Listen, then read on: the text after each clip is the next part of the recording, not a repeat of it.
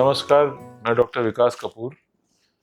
आज हम लोग रोबोटिक नी रिप्लेसमेंट को लेके फिर थोड़ी सी चर्चा करेंगे। पहले भी हम लोग कर चुके हैं। रोबोटिक नी रिप्लेसमेंट के बारे में तरह तरह की बातें आपके सामने मैं ला चुका हूँ। करीब 2-2.5 साल से ये प्रणाली knee replacement surgery, hip replacement surgery में काफ़ी प्रचलित होती जा रही है। तो आज हम लोग बात करेंगे कि रोबोटिक नी रिप्लेसमेंट किस किस प्रकार का होता है। तो जैसे कि आपने पहले जाना है कि रोबोटिक नी रिप्लेसमेंट में रोबोट जो है वो ऑपरेशन खुद नहीं करता है, सर्जन की मदद करता है। जो सर्जन है, शल्य चिकित्सक है, उसकी एक तरह से तीसरी बाह रोबोट हो जाता है। तो जब तीसरा हाथ रोबोट हो जाता है तो सर्जन 2 हाथ की जगह 3 हाथ से काम करता है।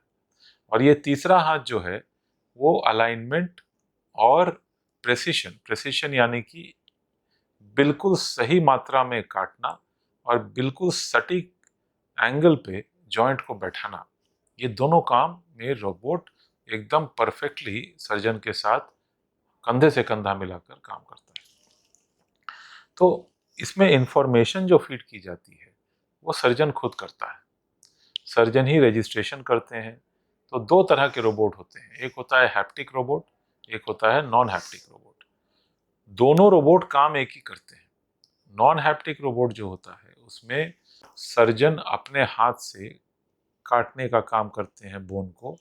और नॉन हैप्टिक रोबोट में एक खासियत होती है कि उसमें किसी प्रकार का सीटी स्कैन या आगे एक्सरे कराने की आवश्यकता नहीं पड़ती है। स्पेशल टाइप का कोई टेस्ट नहीं कराना पड़ता है।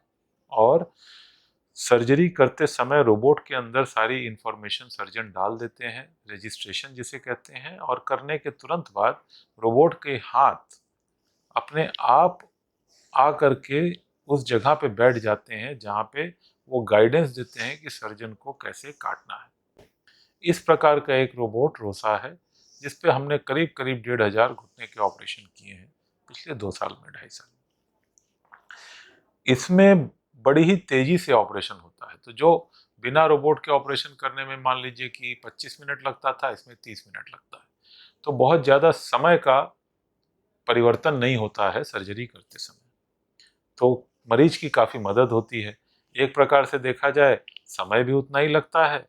और सबसे बड़ी बात है कि रोबोट कहीं भी किसी भी प्रकार से सर्जन को गलत नहीं होने देता। अगर हमें 2 मिलीमीटर का काटना है तो 2 मिलीमीटर का ही डिफरेंस रहता है। तो ये होता है नॉन ऑप्टिक रोबोट, जिसमें कि किसी प्रकार के ऑपरेशन के पहले टेस्ट कराने की, जैसे कि सीटी स्कैन है, उसकी आवश्यकता नहीं पड़ती है। हैप्टिक रोबोट क्या होता है?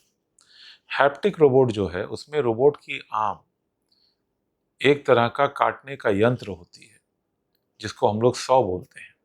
तो वो सॉ ब्लेड जो है वो सर्जन सिर्फ पकड़ पाता है, लेकिन वो रोबोट का हाथ ही उसको चलाता है। सर्जन उसको कंट्रोल करता है और सर्जन के दबाने से ही वो सॉ ब्लेड चलना शुरू होता है हड्डी को काटने के लिए। लेकिन जब वो सॉ ब्लेड हड्डी को काटने के लिए सर्जन चलाते हैं तो सॉ ब्लेड उतना ही चलता है जितना रोबोट ने रजिस्ट्रेशन कर रखा है, और उतना ही काटता है जितना कि सर्जन को काटने का निर्देश दिया जाता है, सीटी स्कैन के द्वारा पहले से निर्धारित होता है।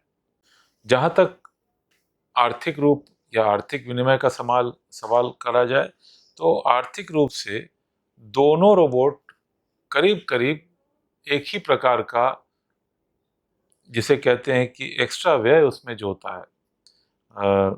सामान्य रूप से अगर किसी चीज़ में एक पैकेज के अनुरूप एक ऑपरेशन होता है तो रोबोटिक में करीब करीब 45 से 50 हज़ार रुपये का एक घुटने में आर्थिक भार मरीज के ऊपर पड़ता है। अगर कोई मनुष्य काम पे 6 हफ्ता पहले चला जाए या 4 हफ्ता पहले ट्रैवल कर पाए, या उसे दर्द कम हो, या उसकी पीड़ा में किसी प्रकार की कमी आए, या वो जल्दी अपने गाड़ी चला पाए या कहीं आ जा पाए, तो शायद वो धनोपार्जन बहुत जल्दी कर पाता है। तो कहीं ना कहीं ये बैलेंस होता है। भाग्यवान है जिनको ये चिकित्सा मिल पाती है, भाग्यवान है हम सब जो ये चिकित्सा दे पा रहे हैं लोगों को। और आशा करते हैं कि ये नॉन हैप्टिक और हैप्टिक रोबोट के बारे में जो जानकारी मैंने आपसे आज साझा की है वो आपके काम आएगी। और ये भी कहने में मुझे गर्व होता है कि दोनों तरह की टेक्नोलॉजी आज के समय हमारे पास उपलब्ध है और हम उसको इस्तेमाल करके लोगों को फ़ायदा पहुंचा पा रहे हैं। आशा है कि इस तरह की जानकारी से आपका लाभ होगा। अगर किसी प्रकार का प्रश्न हो तो आप हमेशा हमसे या हमारे टीम के मेंबर से नियमित रूप से फ़ोन करके उनसे बात कर सकते हैं। नमस्कार, धन्यवाद।